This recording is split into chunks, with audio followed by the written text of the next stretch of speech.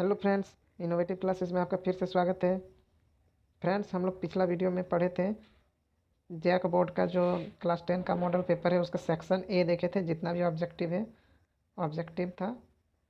अब हम लोग सेक्शन बी बनाएंगे क्लास 10 के मॉडल पेपर का। तो चलिए शुरू करते हैं। देखिए, पहला क्वेश्चन है एचसीएफ 306 और 657 का 9 है, तो एलसीएम 306 और 657 का निकालना है। तो देखिए, एचसीएफ गुना एलसीएम बराबर क्या होता है? दोनों संख्याओं का गुणनफल। दोनों संख्याओं का गुणनफल। एचसीएफ कितना दिया हुआ है? 9 दिया हुआ है, गुना एलसीएम बराबर दोनों संख्याओं का गुणनफल। दोनों संख्या क्या क्या है? एक है 306, दूसरा है 657। एलसीएम बराबर क्या हो जाएगा? 306 गुना 657 बट्टा में 9। 9 से जब हम इसको काटेंगे तो कितना बार में कटेगा?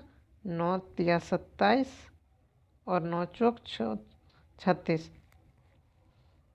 अब देखिए, यहाँ 34, यहाँ 657, ये दोनों को गुना कर देना है तो हम लोग का आंसर आ जाएगा। गुना करके हम लोग का कितना आ जाएगा? 22338।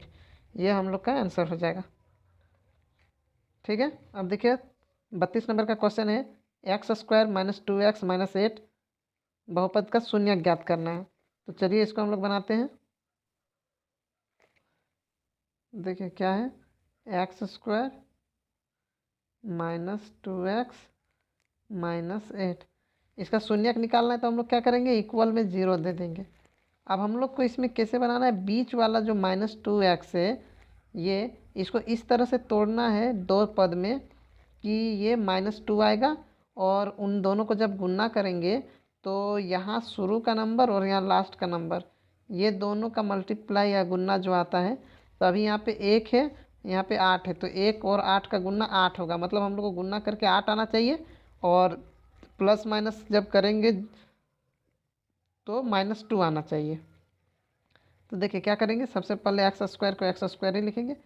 अब यहाँ पे -2 के बदले क्या लिखेंगे? तो इसको हम लोग ऐसे तोड़ के यहाँ से ला सकते हैं गुणनखंड करके। 2 चौक 8, 2 दूनी 4। अब देखिए, यहाँ में से हम लोग को ऐसा नंबर कोई भी चूज करना है जो -2 आ जाए। जैसे हम लोग पहले 2 लेते हैं, 2 दूनी 4, यहाँ 4 आएगा और यहाँ पे 2 है। अगर 4 में 2 घटाएगा तो 2, यानी 4 और 2 हम लोग नंबर ले सकते हैं। तो देखिए, हम लोग को -2 चाहिए यहाँ पे, और तो क्या करना होगा? बड़ा वाला नंबर को माइनस में लेना होगा, यानी 4 माइनस में रहेगा और 2 प्लस में, तो जाके माइनस प्लस माइनस हो जाएगा साइन, और माइनस प्लस माइनस होगा, 4 में 2 घटेगा तो 2 बचेगा, और 4 बड़ा है तो माइनस में है 4 तो माइनस हो जाएगा। तो यहाँ पे हम लोग क्या लिखेंगे? -4x और 4x और प्लस में 2x -8 = 0। अब यहाँ पे देखिए, शुरू का 2 टर्म्स में, 2 पद में क्या कॉमन आ रहा है? x, तो x हम लोग कॉमन ले लेंगे। तो यहाँ पे क्या बचेगा? 1x बचेगा और माइनस में 4 बचेगा। अब यहाँ पे प्लस, अब ये दोनों संख्या में देखेंगे क्या कॉमन आ रहा है। यहाँ देखिए 2 का पहाड़ा कॉमन आ रहा है, 2 कॉमन, तो यहाँ बचेगा x घटा, अब 2 का पहाड़ा में 8 कितना बार में आता है? 4 बार में, और बराबर में 0। अब देखिए दोनों ब्रैकेट सेम हो गया, ये ब्रैकेट और ये ब्रैकेट सेम आएगा तो ही हम लोग का आंसर सही है, नहीं तो नहीं है सही। तो अब इसके बाद आगे करते हैं। अब देखिए एक बार क्या करेंगे, x - 4 ब्रैकेट वाला को एक बार ले लेंगे, एक बार जो बाहर बचा है, कि यहाँ x बचा है और प्लस में यहाँ एक 2 बचा है, +2, और बराबर में 0।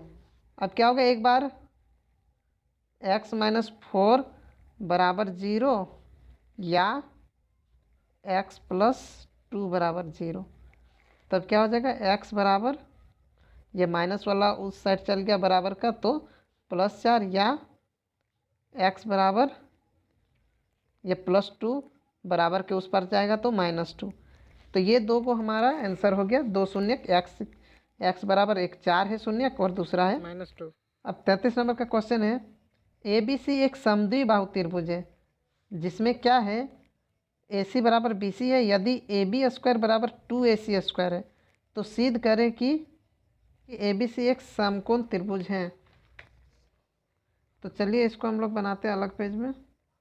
देखिए क्या दिया हुआ है कि एक समकोण त्रिभुज है जिसमें क्या है, जो ए सी है, ए बी सी मान लेते हैं हम लोग। तो इसमें क्या बोल रहा है कि जो ए सी है वो इक्वल है बी सी का, ठीक है। और हम लोग को सिद्ध करना है। और क्या दिया हुआ है, और दिया हुआ है ए बी स्क्वायर बराबर 2AC स्क्वायर। तो अब देखिए हम लोग इसको कैसे लिख सकते हैं, ये तो ए बी स्क्वायर ही रहेगा बराबर 2AC स्क्वायर को हम लोग AC का स्क्वायर प्लस AC का स्क्वायर लिख सकते हैं। दो गो AC का स्क्वायर है तो दो गो AC स्क्वायर लिख दिए। अब देखिए ए बी स्क्वायर बराबर AC स्क्वायर प्लस, अब देखिए AC के इक्वल क्या है, AC के इक्वल BC है तो हम लोग BC का स्क्वायर लिख सकते हैं। अब देखिए यहाँ पे क्या हो गया, AB का स्क्वायर इसका स्क्वायर बराबर AC का स्क्वायर प्लस BC का स्क्वायर। ये कब होता है, ये तभी होता है जब यहाँ पे समकोण त्रिभुज हो, तभी जाके कर्ण स्क्वायर प्लस, तभी जाके क्या होता है, ये क्या हो गया कर्ण स्क्वायर, ये लंब हो गया, ये आधार हो गया। तो कर्ण स्क्वायर बराबर लंब स्क्वायर जोड़ आधार स्क्वायर कब होता है, तो हम लोग पढ़े हैं ये पाइथागोरस थ्योरम का उल्टा से क्या हो जाएगा कि जब एक भुजा का स्क्वायर बाकी दो भुजाओं के, एक भुजा का वर्ग बाकी दो भुजाओं के वर्गों के योग के बराबर हो तो वो क्या होता है, समकोण त्रिभुज होता है, ठीक है। तो इसलिए क्या होगा, जो कोण ए सी बी है इक्वल टू 90 डिग्री हो जाएगा। क्यों, पाइथागोरस का जो पाइथागोरस है उसका विपरीत, इसको अच्छा से आप लोग लिख लीजिएगा, पाइथागोरस थ्योरम का विपरीत है। तो ए सी बी 90 डिग्री है, इसका मतलब क्या होगा, इसलिए जो त्रिभुज ए बी सी है, इसलिए त्रिभुज ए बी सी क्या हो जाएगा, एक समकोण त्रिभुज होगा, समकोण त्रिभुज है। यही हम लोग का सत्यापित हो गया, प्रूव्ड हो गया। आप लोग अच्छा से लिख लीजिएगा थोड़ा। 34 नंबर का क्वेश्चन में है, साइन ए बराबर 3/4 है तो कॉस ए निकालना है। देखिए कैसे निकालते, साइन ए बराबर 3/4 है तो हम लोग को क्या निकालना है, कॉस ए। तो देखिए इसको कैसे निकाल सकते हैं, देखिए क्या दिया हुआ है, साइन ए इक्वल टू 3/4, हम लोग को क्या निकालना है, कॉस ए। तो देखिए इस तरह से एक त्रिभुज मानते हैं, यहाँ पे मान लेते ए है, यहाँ पे बी है, यहाँ सी है। तो देखिए साइन ए इक्वल टू क्या होता है, P/H, P/H। तो हम लोग P मान लेंगे 3 और H मान लेंगे 4।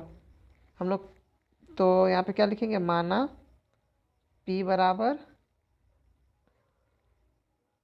3, K भी मान लेते हैं क्योंकि ये अनुपात में है, और H बराबर 4K। के माने बिना भी बना सकते हैं, ऐसे बुक में एनसीईआरटी के बुक में के मान के बनाया हुआ है। तो देखिए अब यहाँ पे देखिए P और H दिया हुआ है, ये P होता है, ये B होता है और ये H होता है। तो हम लोग को कॉस ए चाहिए, कॉस ए इक्वल टू क्या होता है, B/H। तो हम लोग को B तो निकालना पड़ेगा पहले, H तो पता है 4K है। अब देखिए तो B इक्वल टू एक फॉर्मूला होता है, B equal to √H² minus P²। अब यहाँ से जब हम लोग H और P निकालेंगे तो देखिए रूट अंडर एच कितना है 4k, तो 4k का स्क्वायर माइनस पी कितना है 3k, 3k का स्क्वायर। अब क्या आएगा रूट अंडर 16k स्क्वायर घटाओ 9k स्क्वायर, तो बचेगा कितना 16 में 9 गया तो 7k स्क्वायर रूट में। तो देखिए अब 7 का वर्गमूल तो निकलता नहीं है, तो इसलिए रूट 7 ही रह जाएगा और के स्क्वायर का वर्गमूल के हो जाएगा। बी तो निकल गया हम लोग का। अब हम लोग को क्या निकालना है कॉस ए, तब हम लोग कॉस ए निकालते हैं। कॉस ए बराबर क्या होता है बी बट्टा एच। बी कितना है हम लोग का, बी देखिए रूट 7 के है, रूट 7 के और बट्टा में एच कितना है हम लोग का, देखिए एच यहाँ पे कितना माने 4k, तो एच हो गया 4k, के कट गया तो क्या निकला रूट 7/4। यही हम लोग का आंसर है। 35 नंबर का क्वेश्चन बोल रहा है एक बिंदु Q से एक वृत्त पर स्पर्श रेखा की लंबाई 24 सेंटीमीटर है तथा Q की केंद्र से दूरी 25 सेंटीमीटर है, तो वृत्त की त्रिज्या ज्ञात कीजिए। देखिए एक वृत्त है और एक बिंदु बाहर में Q है, यहाँ से एक स्पर्श रेखा खींचा गया इसमें जो कितना लंबाई का है 24 सेंटीमीटर का है, 24 सेंटीमीटर। और जो Q से केंद्र की दूरी, ये बिंदु Q है यहाँ पे, Q से यहाँ का केंद्र की दूरी कितना है, ये दूरी है 25 सेंटीमीटर। तो हम लोग को निकालना है त्रिज्या, ये वाला। मान लेते हैं कि केंद्र क्या है O है, तो और यहाँ पे मान लेते हैं P है। अब देखिए यहाँ पे जो त्रिज्या होता है और जो स्पर्श रेखा होता है वो यहाँ पे 90 डिग्री बनाता है। इसका मतलब क्या हुआ कि ये जो QO है ये कर्ण है और ये जो QP है ये हम लोग आधार या लंब कुछ भी मान सकते हैं, और ये OP को आधार या लंब एक कुछ मानेंगे। मतलब यहाँ पे क्या हो जाएगा, हम लोग को OP निकालना है, तो OP बराबर क्या हो जाएगा, OP बराबर रूट अंडर कर्ण का स्क्वायर माइनस आधार स्क्वायर होता है, तो कर्ण कितना है OQ का स्क्वायर माइनस कर देंगे हम लोग QP का स्क्वायर। अब देखिए रूट अंडर OQ कितना है, OQ है 25 का स्क्वायर घटाओ ये QP कितना है 24 का स्क्वायर, तो कितना आ जाएगा 625 घटाओ 576, तो घटा के कितना बचेगा, ये घटा के बचेगा 15 में 6 गया 9 और 11 में 7 गया 4, यानी 49 बचेगा। तो 49 का वर्गमूल क्या होता है 7, यानी हम लोग का आंसर क्या हो गया OP त्रिज्या कितना है 7 सेंटीमीटर, यही है आंसर। अब नेक्स्ट क्वेश्चन हम लोग देखते हैं। 36 नंबर का क्वेश्चन बोल रहा है बिंदु A और B का नियामक क्रमशः 2, 3 और 4 एक है, उनके बीच की दूरी निकालना है। देखिए एक पॉइंट दिया हुआ है, देखिए एक पॉइंट दिया है A जिसका 2, 3 है नियामक या निर्देशांक, और एक पॉइंट दिया है B जिसका है 4 और 1। इनके बीच का दूरी निकालना है, तो दूरी के लिए हम लोग क्या निकालते हैं, दूरी सूत्र। हम अपना देखिए हम लोग 7.1 में पढ़े हुए हैं दूरी सूत्र। दूरी सूत्र इक्वल टू क्या होता है, दूरी बराबर x2 माइनस x1 का whole square plus y2 minus y1 का होल स्क्वायर इक्वल टू क्या हो जाएगा। देखिए इधर वाला यहाँ वाला x1 और y1 होता है और यहाँ x2 और y2 होता है, y2 होता है। तो देखिए x2 कितना है 4, 4 माइनस x1 है 2, इसका स्क्वायर प्लस y2 कितना है 1 माइनस y1 कितना है 3 का स्क्वायर बराबर क्या हो जाएगा 4 में 2 घटा 2, 2 का स्क्वायर प्लस यहाँ पे हो जाएगा -2 का स्क्वायर बराबर क्या होगा √2 का स्क्वायर 4 और फिर -2 का स्क्वायर भी 4, तो बराबर क्या हो जाएगा √8। 8 का तो वर्गमूल नहीं होता, लेकिन जब हम इसको तोड़ेंगे तो क्या हो जाएगा 2 चौका 8, 2 दूनी 4, 2 को मिल के 1 हो जाता है, तो 1 2, लेकिन ये 2 अकेले रह गया तो ये रूट में ही रह जाएगा। इतना मात्रक आंसर। ठीक है, नेक्स्ट क्वेश्चन देखते हैं अब। 37 नंबर का क्वेश्चन में बोल रहा है कि एक गेंदबाज द्वारा 10 क्रिकेट मैचों में लिए गए विकेटों की संख्या है, जो दिया है 2 6 4 5 0 2 1 3 2 2 3। इन आंकड़ों का बहुलक, देखिए ये क्लास 9 का क्वेश्चन दे दिया। बहुलक के लिए हम लोग क्या करते हैं, जो सबसे अधिक बार है संख्या उसी को हम लोग लेते हैं बहुलक। तो देखिए यहाँ सबसे ज़्यादा बार कौन सा संख्या है, यहाँ देखिए 2, यहाँ पे एक बार 2 है, फिर इसके बाद यहाँ एक बार 2 है, फिर यहाँ पे एक बार 2 है, फिर यहाँ पे एक बार 2 है। 2 कितना बार है 1 2 3 4 बार 2 है, बाकी संख्या जो है कम है, तो बहुलक क्या हो जाएगा 2। जो सबसे ज़्यादा बार रहता है वही बहुलक होता है, तो यही है बहुलक। नेक्स्ट क्वेश्चन देखते हैं हम लोग। नेक्स्ट क्वेश्चन में क्या बोल रहा है, यदि बहुलक 10 और माध्य 10 हो तो माध्यक ज्ञात कीजिए। तो देखिए माध्यक का हम लोग एक फॉर्मूला पढ़े हुए हैं, तीनों माध्य माध्यक बहुलक का 3 माध्यक बराबर 2 माध्य प्लस बहुलक।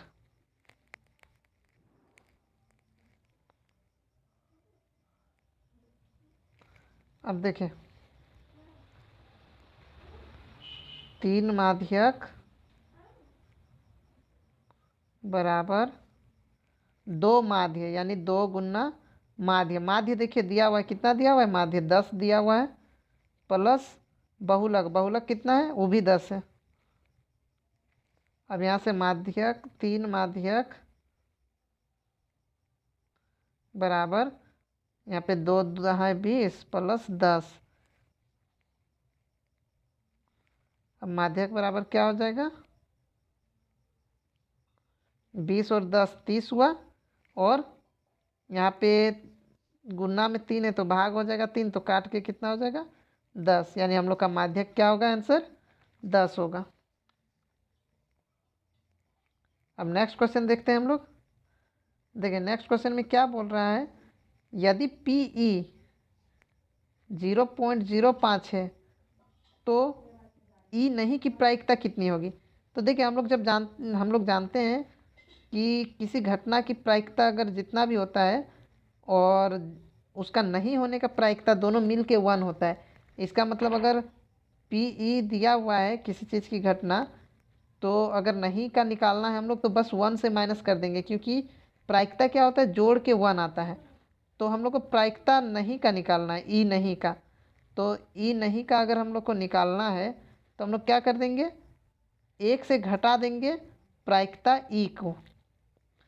तो जब 1 से घटाएंगे हम लोग 0.05, तो हम लोग को कितना बचेगा 0.95। ये हम लोग का आंसर है। नेक्स्ट क्वेश्चन देखते हैं। अब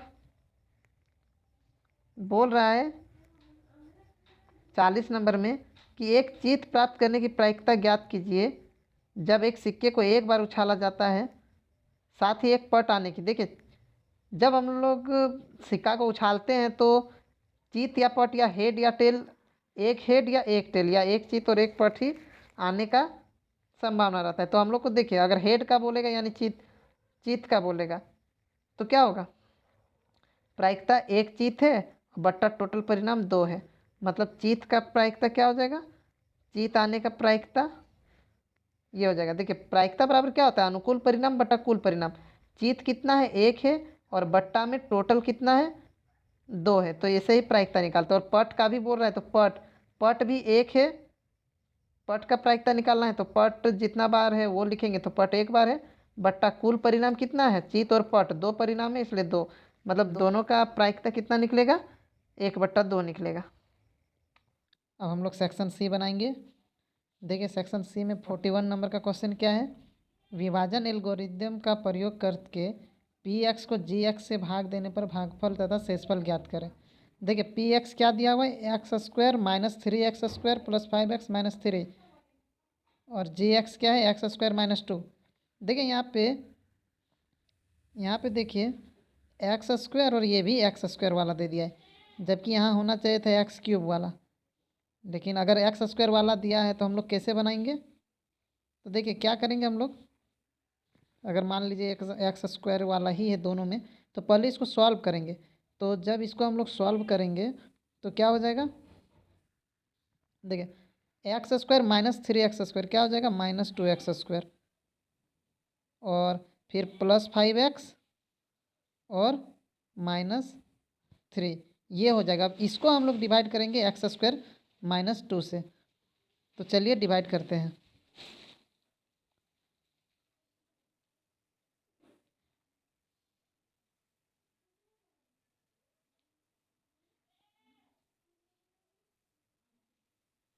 -3। अब देखिए, अब इसको डिवाइड करते हैं। x² को किससे मल्टीप्लाई करेंगे कि -2x² आएगा, तो हम लोग -2 से मल्टीप्लाई करेंगे, तो -2x² हो जाएगा। और फिर -2 का -2 से मल्टीप्लाई करेंगे तो प्लस में 4 आएगा, तो वो हम लोग यहाँ पे लिखेंगे नंबर में, यानी समान पद के साथ समान पद लिखा जाता है। अब यहाँ देखिए साइन बदलता है, ये माइनस में 2 है +2 हो जाएगा, प्लस में है तो माइनस हो जाएगा 4। ये प्लस माइनस में कट गया, बचा क्या, 5x -3 -4 -7 हो जाएगा। अब देखिए यहाँ से यहाँ पे पावर कम हो गया है, इसका मतलब अब डिवाइड नहीं होगा, तो हम लोग का यही भागफल हो गया, ये हो गया भागफल और ये हो गया शेषफल। यही हम लोग का आंसर है। अब हम लोग नेक्स्ट क्वेश्चन देखते हैं। नेक्स्ट क्वेश्चन बोल रहा है, यहाँ पे अथवा में दिया हुआ है, अथवा में दिया हुआ है सिद्ध करें कि 5 - √3 एक परिमेय संख्या है। यहाँ पे गलत लिखा है, परिमेय संख्या नहीं लिखना चाहिए था, अपरिमेय संख्या लिखना चाहिए था, गलती से यहाँ मिसप्रिंट हुआ है। यहाँ अपरिमेय संख्या सिद्ध करना है, तो चलिए इसको बनाते हैं। हम लोग सबसे पहले क्या लिखेंगे, हम लोग मान लेंगे, माना 5 - √3 एक परिमेय संख्या है।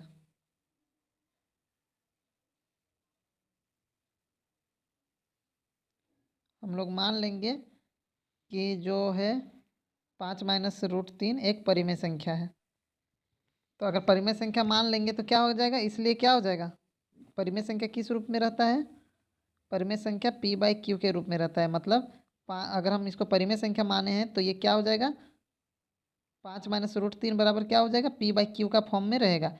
और परिमेय संख्या जो परिभाषा होता है वो यहाँ पे लिख देंगे कि जहाँ p और q पूर्णांक है, जहाँ p और q क्या है, पूर्णांक है। इस तरह जो परिमेय संख्या का परिभाषा है वो हम लोग यहाँ लिख देंगे।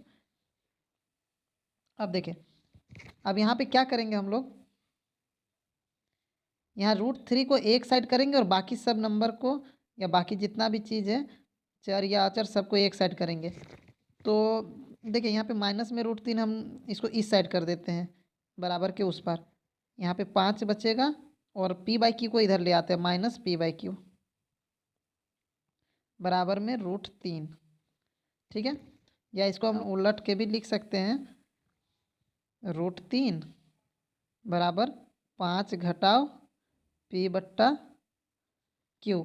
अब देखिए, अब हम लोग क्या लिखेंगे, चूंकि p और q जो है, ये दोनों p और q ये पूर्णांक है, तो ये एक परिमेय p/q परिमेय संख्या हुआ, और 5 भी एक परिमेय संख्या। तो जब परिमेय संख्या से परिमेय संख्या को घटाते हैं या जोड़ते हैं या गुणा या भाग कुछ भी करते हैं तो वो परिमेय संख्या ही होता है। इसका मतलब क्या हुआ कि ये इधर वाला पूरा परिमेय संख्या होगा। तो अगर ये परिमेय संख्या होगा तो √3 भी एक परिमेय संख्या होगा, लेकिन हम लोग जानते क्या हैं, √3 एक अपरिमेय संख्या है। तो उसी को हम लोग आगे लिखते हैं। देखिए, चूंकि P और Q पूर्णांक है,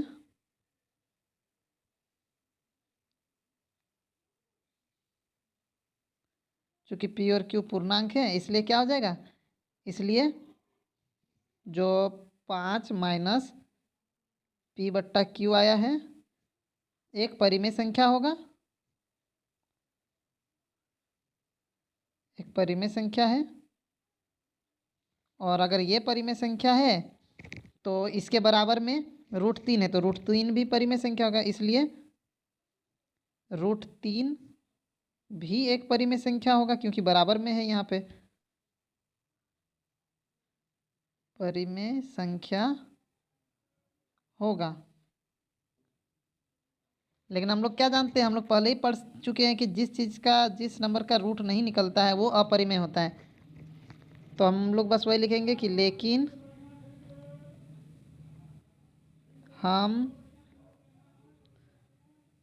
हम जानते हैं कि √3 एक अपरिमेय संख्या है।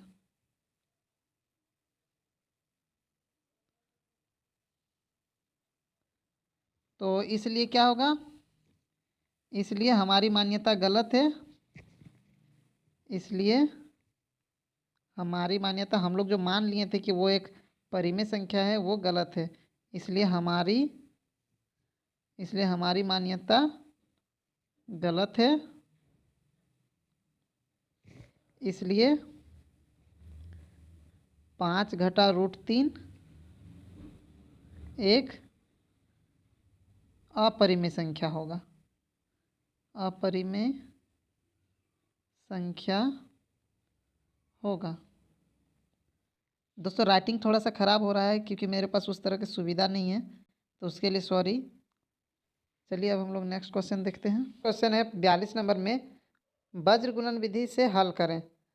देखिए, यहाँ पे वज्र गुणन विधि से हल करना है, तो चलिए इसको सॉल्व करते हैं हम लोग। देखिए क्वेश्चन क्या है, x माइनस 3y बराबर में 7 है। तो इसको जब सॉल्व करेंगे तो क्या हो जाएगा, x माइनस 3y और -7 हो जाएगा, 7 को इस साइड ले आए, इक्वल टू 0। और दूसरा समीकरण क्या दिया हुआ है, 3x माइनस 3y बराबर में 15। तो जब इसको इस साइड लाएंगे तो क्या हो जाएगा, 3x माइनस 3y माइनस में 15 और बराबर में 0। अब देखिए, जो ये किस रूप में रहता है, ax plus by plus c equal to 0। मतलब यहाँ से हम लोग को a1 b1 c1 और a2 b2 c2 को चुनना है। तो देखिए यहाँ पे है a1, यहाँ है b1 और यहाँ है c1, और उसी के नीचे हो जाएगा a2 b2 और c2। तो अब हम लोग यहाँ फॉर्मूला लगाएंगे। फॉर्मूला क्या है, फॉर्मूला होता है x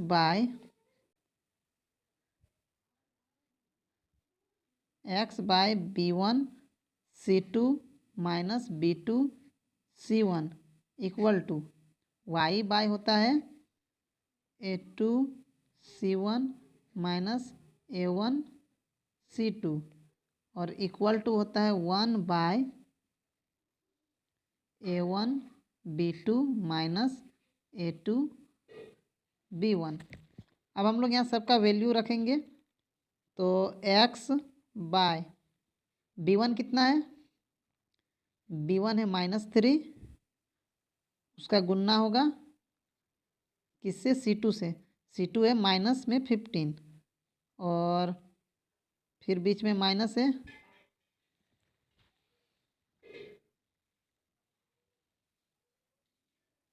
और माइनस b2 कितना है, माइनस में 3 है, -3 गुन्ना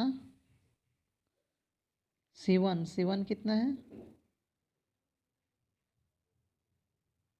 -7 और equal to Y by A two कितना है 3 गुना C1 कितना है -7 फिर माइनस है ए वन कितना है 1 है इंटू C2 कितना है -15 और इक्वल 1 बाय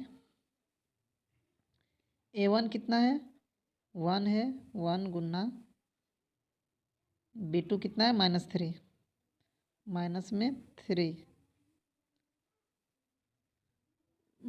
में 3 और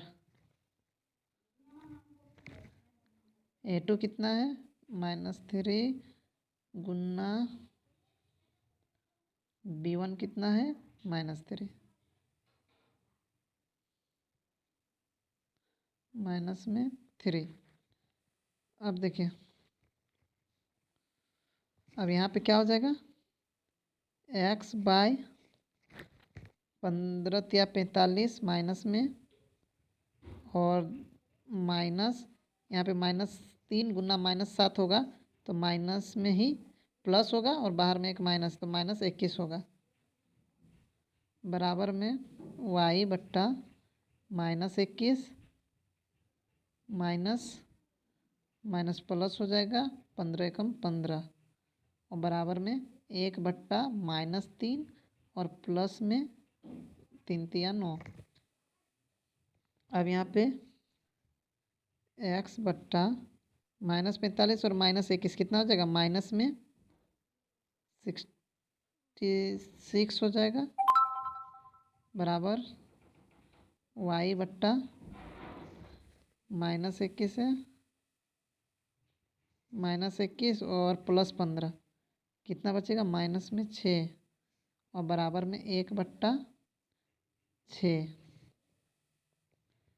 अब देखिए x बाय एक बार क्या करेंगे x -66 इक्वल टू यहाँ 1/6 करेंगे और तो कितना हो जाएगा x इक्वल टू ये उधर 1 ऊपर चल जाएगा -66 1 से गुना हो जाएगा और बाय में 6 तो काटेंगे तो क्या होगा 11 यानी x इक्वल टू क्या होगा -11 और एक बार y वाला को करेंगे इक्वल। अब देखिए y बाय -6 इक्वल टू 1/6 है तो y इक्वल टू क्या हो जाएगा y इक्वल टू क्या हो जाएगा -6 क्या हो जाएगा -6/6 6 कट गया तो 1 तो y क्या हो गया -1 तो देखिए x हो गया -11 y हो गया 1 यही हम लोग का आंसर है। अब हम लोग नेक्स्ट क्वेश्चन देखेंगे। अब देखिए 43 नंबर का क्वेश्चन में है AP 3 8 13 18 का कौन सा पद 78 है। मतलब यहाँ पे AP दिया हुआ है उसका कौन सा पद 78 है यानी AN दिया हुआ है हम लोग को N निकालना है। तो चलिए इसको बनाते हैं। देखिए AP क्या दिया हुआ है 3 8 13 11 13 18 है और यहाँ पूछ रहा है 78 है तो ये कितना नंबर में 78 आएगा। इसका मतलब देखिए सबसे पहले हम लोग देखते हैं कि ये यहाँ पे A कितना है A हो गया फर्स्ट जो पहला रहता है 3 A हो गया D कितना है तो हमेशा सेकंड से फर्स्ट को घटा देते हैं 8 - 3 मतलब 5 और AN दिया हुआ है हम लोग को N चाहिए N हम लोग को निकालना है। तो देखिए AN इक्वल टू दिया हुआ है 78 हम लोग AN का फॉर्मूला लगाएंगे तो AN क्या होता है A + N - 1 B बराबर 78। अब देखिए A कितना है 3 है प्लस N हम लोग को निकालना है N - 1 और D हम लोग निकालें अभी ऊपर में 5 आया बराबर 78। अब यहाँ पे क्या हो जाएगा 3 प्लस अब देखिए 5 से N का भी गुना और 1 का भी गुना होगा 5 को N से गुना करेंगे तो 5 N माइनस हो जाएगा, 1 और 5 का गुना करेंगे तो -5 बराबर में 78। अब यहाँ देखिए 5n और यहाँ प्लस में 3 है और यहाँ माइनस में 5 है, तो कितना हो जाएगा +3 -5 -2 बराबर 78। अब 5n बराबर क्या हो जाएगा 78 जोड़ 2, तो n बराबर क्या हो जाएगा, यहाँ देखिए 80 हो गया और 5 गुना में है, इस साइड आएगा तो भाग में 16, तो n बराबर क्या हो जाएगा 16। 44 नंबर का क्वेश्चन है, सिद्ध करें कि √1 + sin a / 1 - sin a बराबर sec a + tan a। तो चलिए इसको बनाते हैं।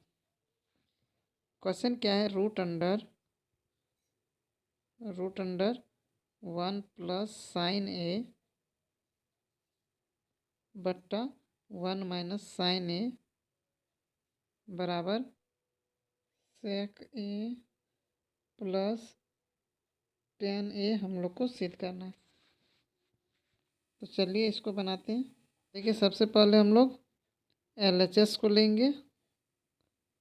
LHS में क्या है, लेफ्ट हैंड साइड में √1 + sin a / 1 - sin a। हम लोग इसमें क्या करेंगे, इस रूट को आगे बढ़ा देंगे और यहाँ पे 1 - sin a नीचे, तो हम लोग 1 + sin a से मल्टीप्लाई और 1 + sin a से डिवाइड कर देंगे।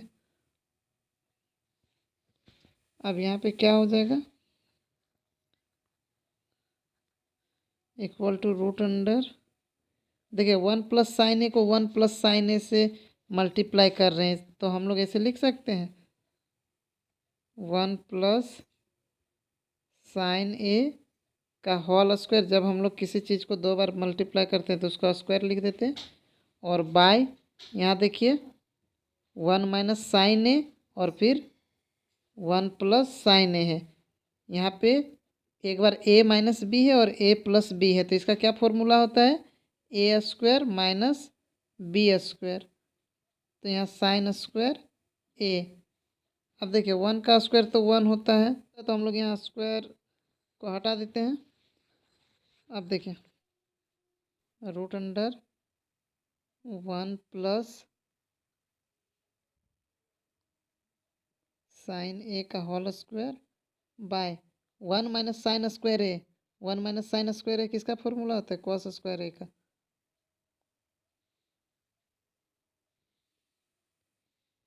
अब देखिए यहाँ पे स्क्वायर है और स्क्वायर रूट है, तो हम लोग इसको ऐसे लिख सकते हैं, जब स्क्वायर में स्क्वायर रूट होता है तो क्या होता है, स्क्वायर और स्क्वायर रूट दोनों कैंसिल हो जाते हैं, तो यहाँ पे हो जाएगा 1 + sin a और बाय में कॉस स्क्वायर में, कॉस भी स्क्वायर में, तो इससे भी रूट और स्क्वायर कैंसिल हो जाएगा, तो बचेगा सिर्फ कॉस a।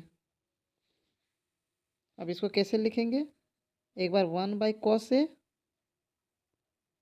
प्लस एक बार sin a/cos a। अब देखिए 1/cos a क्या होता है, sec a plus sin a/cos a क्या होता है, tan a। यही तो हम लोग को प्रूव करना था, इक्वल टू RHS प्रूव्ड।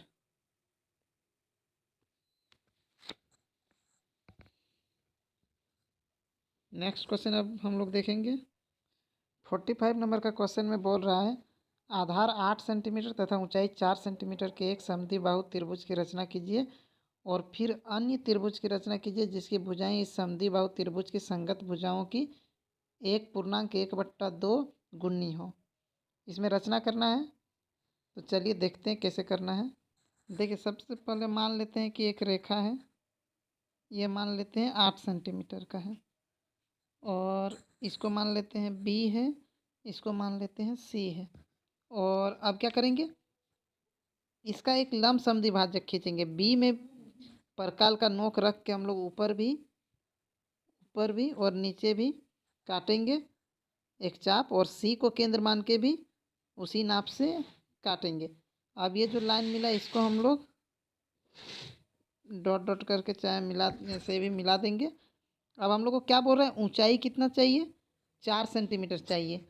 तो हम लोग यहाँ से जिस जगह ये दोनों लाइन प्रतिच्छेद कर रहे हैं वहाँ से ऊपर 4 सेंटीमीटर मान लेते कि यहाँ पे 4 सेंटीमीटर है।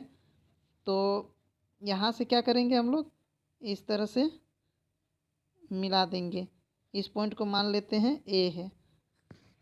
अब देखिए, इसको बनाने के बाद हम लोग को एक और त्रिभुज बनाना है जो इसका कितना गुना में होना चाहिए, वो इसका 1/1/1/2 यानी कि 3/2 में होना चाहिए। तो हम लोग क्या करेंगे, अब सबसे पहले हम लोग क्या करेंगे, बी में एक लाइन खींचेंगे न्यून कोण में। अब यहाँ पे देखिए ज़्यादा कौन सा है, यहाँ पे 3 है ऊपर में, नीचे है 2। तो हम ज़्यादा वाला नंबर जितना रहता है उतना ही चाप काटेंगे बी से आगे। तो बी से देखिए यहाँ 3 है तो 3 बार काटेंगे, 1 बार 2 बार 3 बार, एक ही नाप से काटेंगे। और ये सबको नाम दे देंगे B1 B2 और B3। और अब यहाँ देखिए हर में जो नंबर रहता है नीचे उसी से हमेशा सी को मिलाएंगे, मतलब उतना नंबर वाला से। यानी नीचे 2 है तो 2 वाला से B2 को मिलाएंगे, सी को मिलाएंगे B2 से सी को। और अब क्या करेंगे, देखिए ये 3/2 का मतलब क्या है कि बड़ा त्रिभुज बनेगा। इसका मतलब इससे भी बड़ा बनने वाला है त्रिभुज। तो हम लोग क्या करेंगे, यहाँ पे ये जो ए बी है इसको भी ऊपर बढ़ा देंगे थोड़ा और ये जो बी सी है ये भी आगे बढ़ेगा। अब यहाँ पे हम लोग क्या करेंगे, हम लोग B2C के समांतर B3 से यहाँ पे एक और लाइन खींचेंगे, मतलब इसके ही समांतर, इसके समांतर हम लोग यहाँ पे एक लाइन खींचेंगे।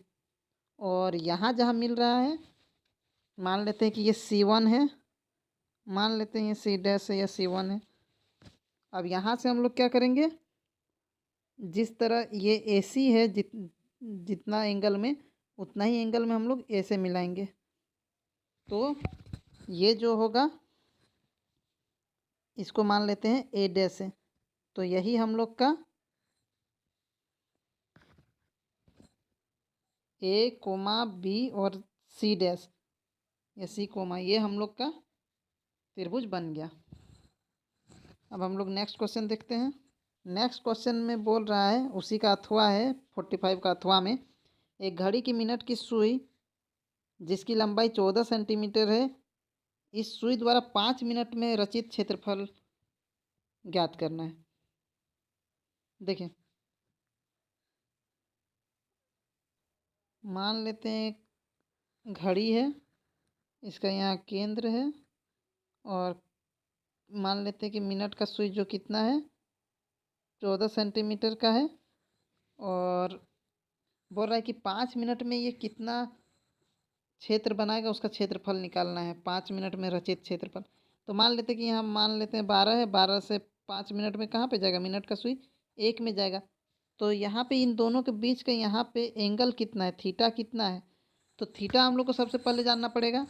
तो हम लोग क्या जानते हैं, हम लोग जानते हैं कि ये घड़ी का मिनट का सुई 1 घंटा में पूरा 12 से घूम के फिर से 12 में आता है। यानी कि हम लोग बोल सकते हैं कि 1 घंटा यानी कि 60 मिनट, 1 घंटा मतलब 60 मिनट बराबर कितना होता है 360 डिग्री। 60 मिनट में 360 डिग्री है तो 1 मिनट में कितना डिग्री होगा, 1 मिनट में, 1 मिनट निकालने के लिए क्या करेंगे 60 से भाग दे देंगे, 1 जीरो जो कटेगा 6 छक 36, यानी 1 मिनट में 6 डिग्री। तो हम लोग को टोटल 5 मिनट में निकालना है। तो 5 मिनट बराबर कितना हो जाएगा, तो 6 से गुना हो जाएगा 5 का यानी कि 30 डिग्री। तो हम लोग का थीटा क्या हो गया 30 डिग्री। अब हम लोग बस फॉर्मूला लगाएंगे। अब क्या निकालना है, 5 मिनट में 5 मिनट में रचित क्षेत्रफल बराबर, तो फॉर्मूला क्या होता है, यहाँ त्रिज्यखंड का फॉर्मूला लगेगा, थीटा बट्टा 360 गुना पाई आर स्क्वायर। तब देखिए थीटा कितना निकला है 30 डिग्री बट्टा 360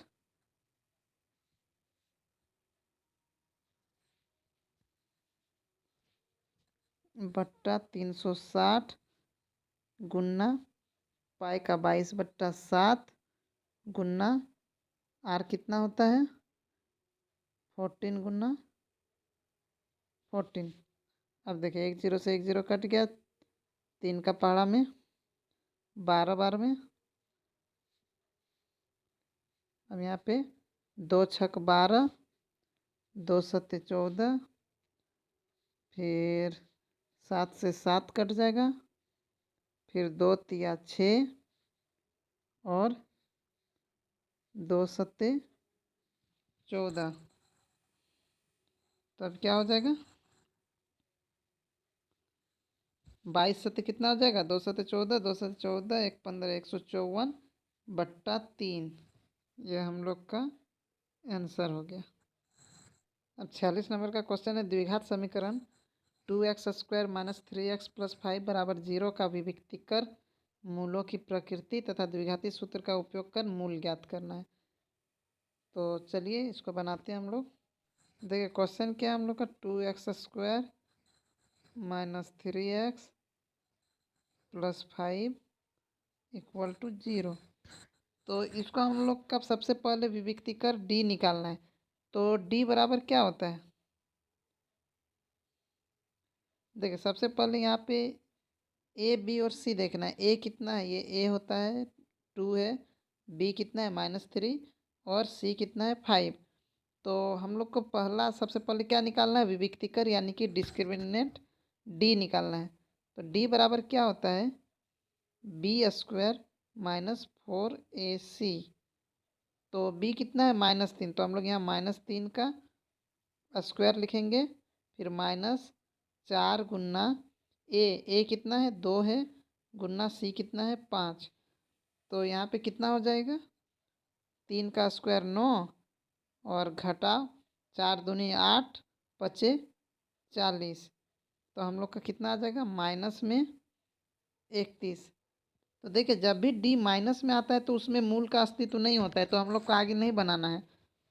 ठीक है, जब मूल का अस्तित्व होता है यानी कि जब डी 0 आएगा या 0 से बड़ा आएगा यानी प्लस में कोई नंबर आएगा तो ही मूल का अस्तित्व होता है। तो चूंकि डी यहाँ पे क्या है ये छोटा है 0 से, तो इसलिए यहाँ पे क्या होगा मूल का अस्तित्व नहीं है, यानी कि प्रकृति जो हम लोग को पूछ रहा है तो मूल का अस्तित्व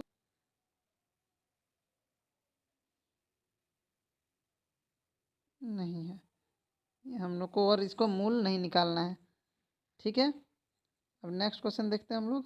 47 नंबर का क्वेश्चन है आंधी आने से एक पेड़ टूट जाता है और टूटा हुआ भाग इस तरह से मुड़ जाता है कि पेड़ का शिखर जमीन को छूने लगता है और इसके साथ 30 डिग्री का कोण बनाता है। पेड़ के पाद बिंदु की दूरी जहाँ पेड़ का शिखर जमीन को छूता है 8 मीटर है। तो पेड़ की ऊंचाई ज्ञात कीजिए। तो चलिए इसको बनाते हैं, हाइट एंड डिस्टेंस का है क्वेश्चन। मान लेते हैं कि ये एक पेड़ था, हम लोग नाम कहीं भी दे सकते हैं। ठीक है, और ये बीच से टूट गया और ये ज़मीन है और ये जब टूट गया तो ये इधर मुड़ गया और यहाँ ज़मीन को छूने लगा। मतलब ये और ये बराबर है। ये पेड़ ऊपर का भाग था जो टूट मुड़ के इधर गिर गया और ज़मीन को छूने लगा।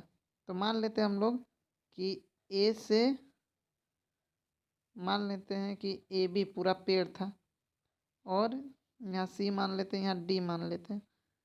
तो जो पेड़ ए बी था वो डी बिंदु पर या डी भाग में पेड़ टूट गया और ज़मीन को इस तरह से मुड़ गया कि ज़मीन में सटने लगा। और यहाँ पे कितना डिग्री का कोण बना रहा है 30 डिग्री का बना रहा है कोण। और ये जो ज़मीन ये जो पेड़ का जड़ है या इसका आधार है ये जिस बिंदु पर छू रहा है वहाँ से कितना दूर में है 8 मीटर में है। तो अब हम लोग को बनाना है। तो देखिए हम इसको उतना लिखेंगे नहीं, हम बस शॉर्ट में थोड़ा बनाएंगे, आप लोग अच्छा से लिखिएगा। सबसे पहले देखिए यहाँ पे ये 8 मीटर दिया है। ये देखिए यहाँ पे क्या होता है, ये एच रहता है, ये पी रहता है और ये नीचे बी रहता है, यानी कि कर्ण, लंब और आधार। तो देखिए यहाँ पे हम लोग का बी दिया हुआ है और हम लोग को देखिए यहाँ पेड़ का ऊंचाई निकालना है। पेड़ का ऊंचाई हम लोग कैसे निकालेंगे, सबसे पहले तो ये पी, ये वाला और ये वाला चाहिए, तो एडी चाहिए। तो एडी हम लोग एडी और यहाँ से डीसी दोनों तो इक्वल है, एडी और डीसी बराबर है, क्योंकि पेड़ का वही भाग है जो इधर नीचे मुड़ गया है। तो हम लोग एक बार बीडी निकालेंगे, एक बार डीसी निकालेंगे और दोनों को जोड़ देंगे तो पेड़ का ऊंचाई मिल जाएगा। तो अब हम लोग बीडी कैसे निकालेंगे, तो देखिए यहाँ पे नीचे में आधार दिया हुआ है और हम लोग का लंब निकालना है और कर्ण भी निकालना है। तो सबसे पहले लंब और आधार का फॉर्मूला किस में होता है, टेन थीटा में। यहाँ पे त्रिभुज कौन सा ले रहे हैं हम लोग, D B C. D B C में टेन 30 डिग्री बराबर क्या लिखेंगे, पी बट्टा बी होता है ना, तो पी के जगह हम लोग क्या लिखेंगे, डी बी या बी डी, और बट्टा में आधार यानी कि बी सी। टेन 30 कितना होता है, 1/√3 बराबर बी डी कितना है, बी डी हम लोग को पता नहीं, वो निकालना है हम लोग को, और बट्टा में बी सी कितना है, 8। अब यहाँ पे हम लोग क्या करेंगे, क्रॉस मल्टीप्लाई करेंगे तो क्या हो जाएगा, देखिए बी डी बराबर क्या हो जाएगा, ये 8 को इधर ले आए तो 8/√3, ये बी डी हो गया, ये बी डी निकल गया। हम लोग का पेड़ का आधा हाइट मिला है। अब हम लोग को डी सी निकालना होगा। तब देखिए यहाँ बी दिया है, बी दिया है नीचे, और एच निकालना है। तो बी और एच का फॉर्मूला किस में होता है, कॉस में होता है।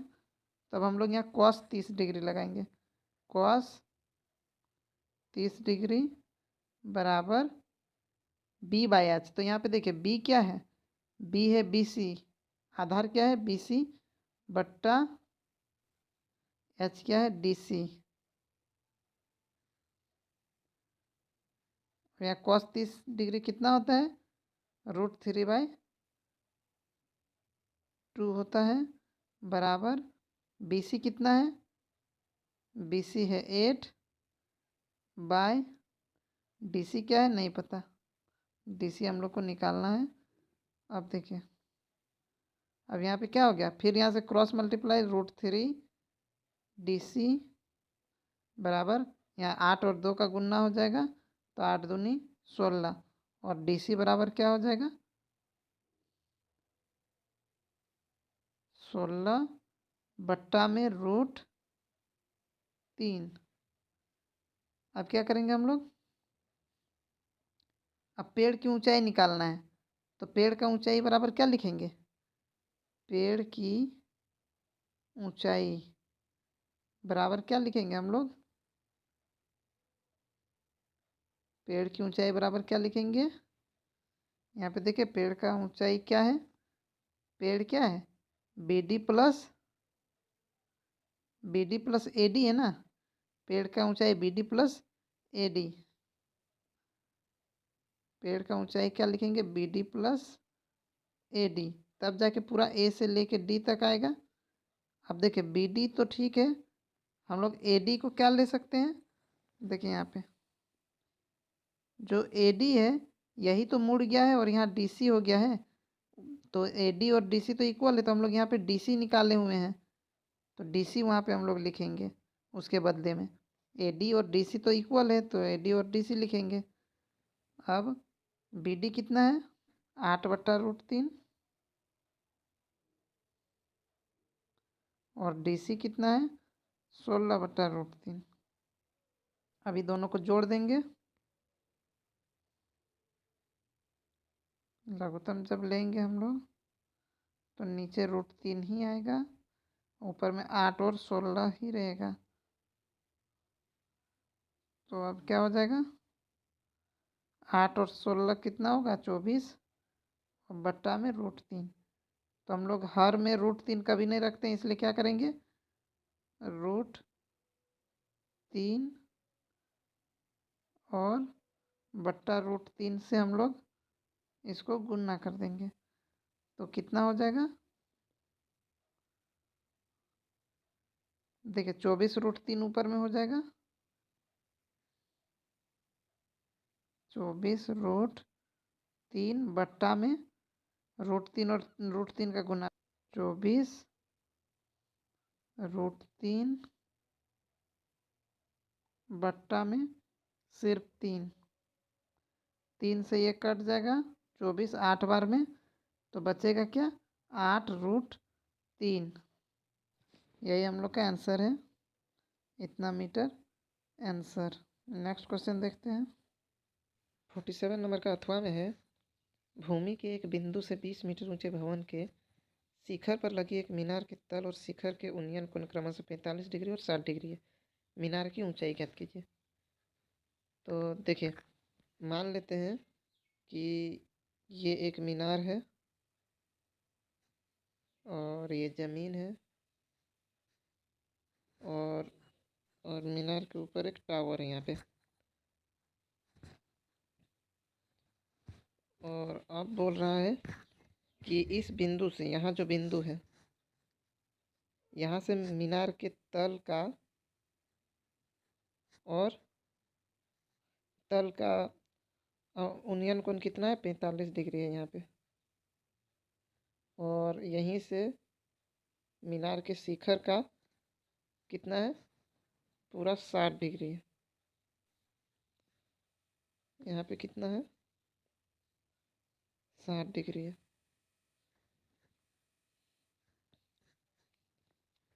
इसका नाम देते हैं। देखिए, कहीं भी कुछ भी हम लोग ABCD कहीं भी मान सकते हैं।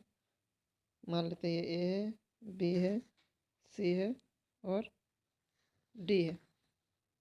तो देखिए, AB जो है वो मीनार है, BC जो है भवन है, वो कितना मीटर है 20 मीटर भवन है। तो अब हम लोग इसको बनाएंगे। देखिए, सबसे पहले हम लोग त्रिभुज BCD, ये छोटा वाला जो है 1045 वाला, वो त्रिभुज को लेंगे। त्रिभुज BCD में, त्रिभुज BCD में क्या है 1045 है, 1045 डिग्री है, बराबर क्या हो जाता है tan थीटा P/H, तो BC/CD या DC हो जाएगा, BC/CD। 1045 होता है 1, 1045 डिग्री का। BC देखिए 20 दिया हुआ है और CD नहीं पता है। अब यहाँ क्रॉस मल्टीप्लाई हो जाएगा तो क्या हो जाएगा CD बराबर 20। तब हम लोग को CD भी 20 पता चल गया, यहाँ 20 हो गया। अब देखिए, अब त्रिभुज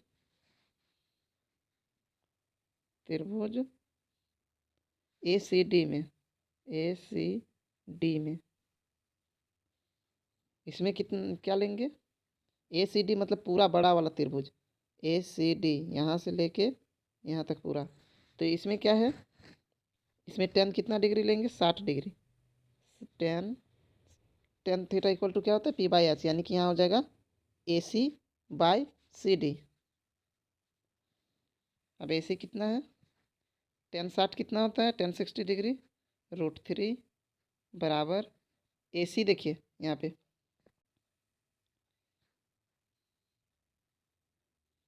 देखिए AC मतलब यहाँ से लेके यहाँ तक AC है, तो इसको हम लोग AB + BC लिख सकते हैं।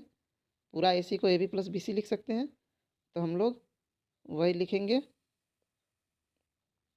AC को क्या लिखेंगे AB + BC बाय में CD।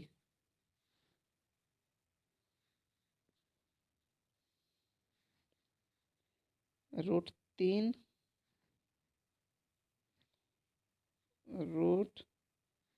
बराबर AB नहीं पता है। देखिए BC 20 दिया हुआ है और अभी हम लोग का CD भी 20 निकला ऊपर में,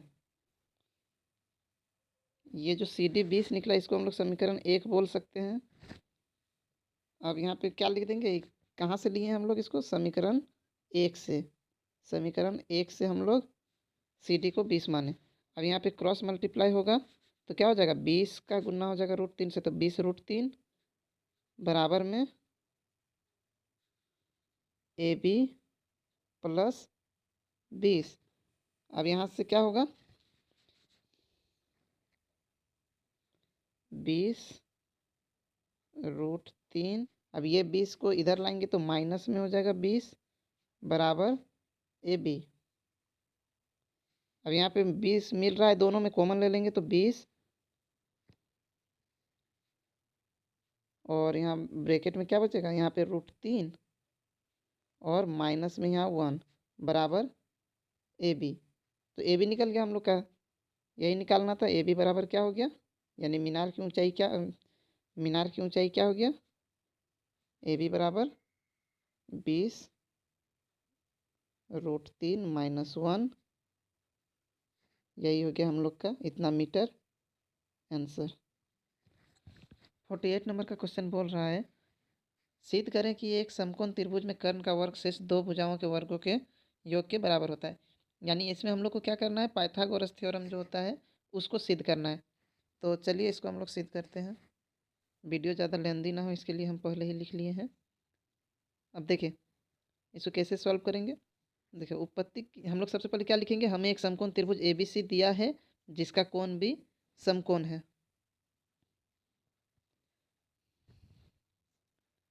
अब देखिए सिद्ध करना है, क्या सिद्ध करना है, जो यहाँ पे कोण भी समकोण है तो इसका जो सामने का भुजा है यानी कि ए सी, ये ए सी हम लोग का कर्ण हो जाएगा। तो कर्ण का स्क्वायर बराबर लंब का स्क्वायर जोड़ आधार का स्क्वायर, ये होगा। ये हम लोग को सिद्ध करना है। तो इसके लिए सबसे पहले हम लोग क्या करेंगे, बी से डी, बी सबसे पहले हम लोग क्या करेंगे, बी डी, ये जो बीच में डॉटेड लाइन है बी डी, उसको लंब खींचे ए सी पर, मतलब बी डी लंब ए सी खींचे। अब ऐसा करने से क्या होगा कि ये प्रमेय 6.7 में है, यदि किसी समकोण त्रिभुज के समकोण वाले शीर्ष से कर्ण पर लंब डालें तो इस लंब के दोनों ओर बने त्रिभुज संपूर्ण त्रिभुज के समरूप होते हैं और परस्पर भी समरूप होते हैं। तो हम लोग इसी प्रमेय का यूज यहाँ पे करेंगे। देखिए बी समकोण है, समकोण से हम लोग कर्ण में यानी ए सी में लंब खींचे हैं बी डी। तो इस साइड जो त्रिभुज बना ये और इस साइड जो बना ये दोनों आपस में समरूप होगा, और साथ ही साथ ये दोनों बड़ा वाला त्रिभुज जो है यानी कि ए बी सी उसके भी समरूप होगा। यानी ए बी डी जो छोटा वाला है वो भी ए बी सी के समरूप होगा, और बी सी डी जो है वो भी ए बी सी पूरा बड़ा वाला का समरूप होगा। तो वही हम लोग आगे लिखेंगे। तो देखिए यहाँ पे हम लोग क्या लिखे हैं, ए डी बी, ये छोटा वाला जो है ए डी बी ये समरूप है ए बी सी का, यानी पूरा बड़ा वाला का। और अगर समरूप होगा तो क्या होगा, दो त्रिभुज समरूप होते हैं तो क्या होते हैं, उनके जो संगत भुजाएं हैं वो समानुपाती हो जाते हैं।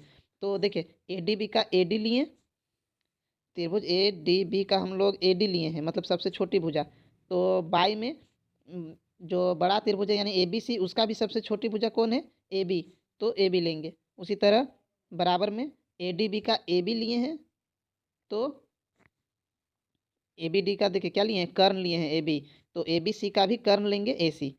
इस तरह से अब यहाँ पे क्रॉस मल्टीप्लाई करेंगे तो ए डी गुना ए सी हो जाएगा, और ए बी और ए बी का गुना ए बी स्क्वायर हो जाएगा। इसको हम लोग समीकरण 1 मानेंगे। और उसी तरह त्रिभुज, अब इधर वाला त्रिभुज को लेंगे हम लोग, इस साइड वाला।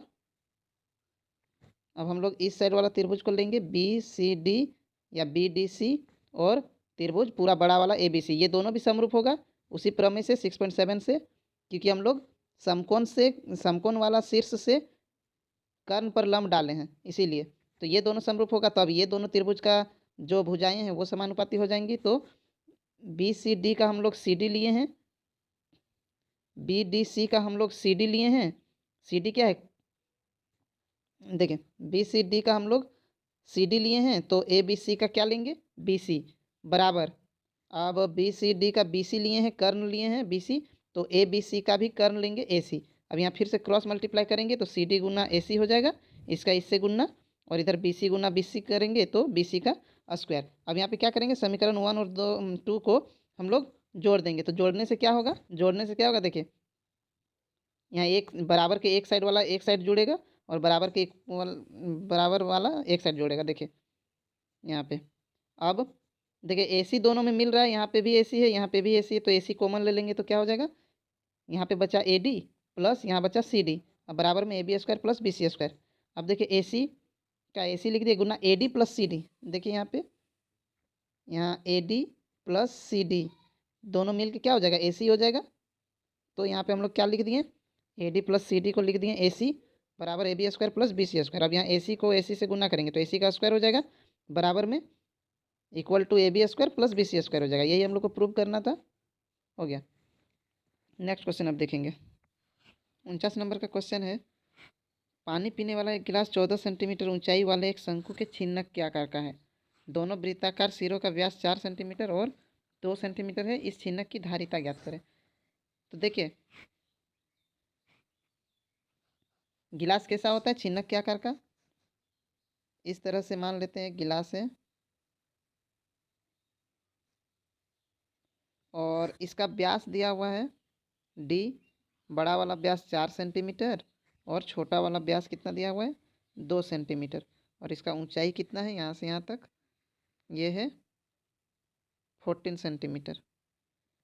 तो हम लोग को इसको बनाना है। तो देखिए सबसे पहले जो बड़ा वाला त्रिज्या होता है, बड़ा वाला व्यास क्या दिया हुआ है D1 बराबर दिया हुआ है 4 सेंटीमीटर। तो R1 कितना हो जाएगा, यानी त्रिज्या 1, यहाँ का त्रिज्या क्या हो जाएगा, ये हो जाएगा इसका आधा मतलब 4/2 यानी 2 सेंटीमीटर हो जाएगा। उसी तरह नीचे का व्यास छोटा व्यास D2 मानते हैं, D2 बराबर दिया हुआ है 2 सेंटीमीटर। तो R2 क्या हो जाएगा 1 सेंटीमीटर। और H दिया हुआ है कितना, H दिया है 14 सेंटीमीटर। तो अब हम लोग को इसका धारिता निकालना है, मतलब इसका आयतन निकालना है। शंकु के छिन्नक का आयतन क्या होता है, तो छिन्नक का आयतन क्या होता है, छिन्नक का आयतन बराबर फॉर्मूला क्या होता है 1/3 पाई H ब्रैकेट में R1 का स्क्वायर प्लस R2 का स्क्वायर प्लस R1 गुना R2। अब हम लोग बस वैल्यू रख देंगे, आंसर हम लोग का निकल जाएगा। देखिए 1/3 गुना पाई का होता है 22/7 गुना H कितना दिया हुआ है, H 14 दिया हुआ है, फिर R1 है 2 का स्क्वायर प्लस 1 का स्क्वायर प्लस 2 गुना 1, R1 गुना R2 हो गया। अब यहाँ पे देखिए 7 से 2 बार में 14 कट गया। अब यहाँ पे क्या बचा, अब यहाँ पे क्या बचा 22 दूनी 44 ऊपर में और नीचे 3 और ब्रैकेट के अंदर में 2 का स्क्वायर 4, 1 का स्क्वायर 1 और 2 एकम 2। अब यहाँ पे कितना हो जाएगा 44/3 गुना, तीनों को जोड़ देंगे 4 1 5 और 2 7, तो कितना हो जाएगा 44 गुना 7 कितना हो जाएगा 308/3। और जब हम लोग इसको फिर से भाग देंगे पूर्णांक के रूप में करेंगे तो कितना हो जाएगा 102.2/3 सेंटीमीटर क्यूब। ये हम लोग का आंसर है। अब नेक्स्ट क्वेश्चन हम लोग देखते हैं। नेक्स्ट क्वेश्चन में है अथवा में है निम्न आंकड़ों का माध्य ज्ञात करें। देखिए वर्ग अंतराल दिया हुआ है, बारंबारता दिया हुआ है, तो हम लोग को इसका माध्य निकालना है। वीडियो ज़्यादा लंबा ना हो इसके लिए हम इसको पहले ही बना लिए हैं। देखिए ये हम लोग का दिया हुआ है वर्ग अंतराल, यहाँ पे ये बारंबारता दिया हुआ है। हम लोग को यहाँ पे 2 चीज़ और निकालना था, एक वर्ग चिन्ह और एक FI और XI का गुना। तो देखिए वर्ग अंतराल यहाँ पे दिया हुआ था, ये बारंबारता ये भी दिया हुआ था। वर्ग चिन्ह हम लोग निकाले। वर्ग चिन्ह कैसे निकालते हैं, वर्ग चिन्ह निकालने का तरीका क्या है कि ये जो 10 से 25 है इसका बिल्कुल बीच बीच का नंबर निकालना है। इसी तरह 25 से 40 का बीच का नंबर। तो इसको निकालने का तरीका क्या है, निम्न सीमा और उच्च सीमा यानी 10 और 25 ये दोनों को जोड़ देंगे और 2 से भाग दे देंगे। तो जोड़ के कितना आएगा 35/2 और 35 को 2 से भाग देंगे तो 17.5 आएगा। तो इस तरह से सब में हम लोग निकालें। यहाँ पे 25 और 40 को जोड़े हैं और 2 से भाग दिए तो 32.5 आया। 40 और 55 को जोड़े हैं और उसको 2 से भाग दे दिए तो 47.5 आया है। इस तरह सबका निकाल दिए। और उसके बाद देखिए बारंबारता जो होता है उसको एफ आई बोलते हैं और वर्ग चिन्ह जो होता है उसको एक्स आई बोलते हैं। तो अब हम लोग क्या करेंगे, एफ आई और एक्स आई का गुणा करेंगे। तो यहाँ पे 2 है, यहाँ पे 17.5 है। ये दोनों को जब गुणा करेंगे तो कितना आएगा 17.5 और 2 का गुणा 35.0 आएगा। इस तरह 3 और इसमें फिर 3 और 32.5 का गुणा करेंगे तो 97.5 आएगा। इस तरह सबका गुणा हम लोग कर दिए। अब यहाँ पे देखिए सिग्मा एफ आई मतलब जितना है सारा को जोड़ देंगे। सिग्मा का मतलब क्या होता है जोड़। तो इसको सबको जोड़ दिए 30 आया। उसी तरह सिग्मा एफ आई एक्स आई मतलब एफ आई और एक्स आई सबको जोड़ेंगे तो कितना आएगा 1860 आएगा। अब हम लोग क्या करें, देखिए अब क्या किए, माध्य बराबर। माध्य बराबर क्या होता है, माध्य बराबर होता है ये प्रत्यक्ष विधि से है। दो और विधि है माध्य निकालने का तो हम प्रत्यक्ष विधि से बनाए हैं। माध्य बराबर क्या होता है सिग्मा एफ आई एक्स आई बट्टा सिग्मा एफ आई। अब देखिए सिग्मा एफ आई एक्स आई कितना है 1860 है और बट्टा सिग्मा एफ आई कितना है 30 है। तो यहाँ से 1 0 कैंसिल हो गया, 186/3 है। और यहाँ पे फिर हम लोग 3 से इसको काटेंगे जब 3 से तो 6 बार में 18 और 2 बार में 6 यानी 62। तो हम लोग का आंसर क्या हो गया 62। ये हम लोग का आंसर है। ठीक है फ्रेंड्स, वीडियो अगर अच्छा लगा हो तो लाइक ज़रूर कर दें और भी वीडियो पाने के लिए हमारे चैनल को सब्सक्राइब ज़रूर कर लें। धन्यवाद।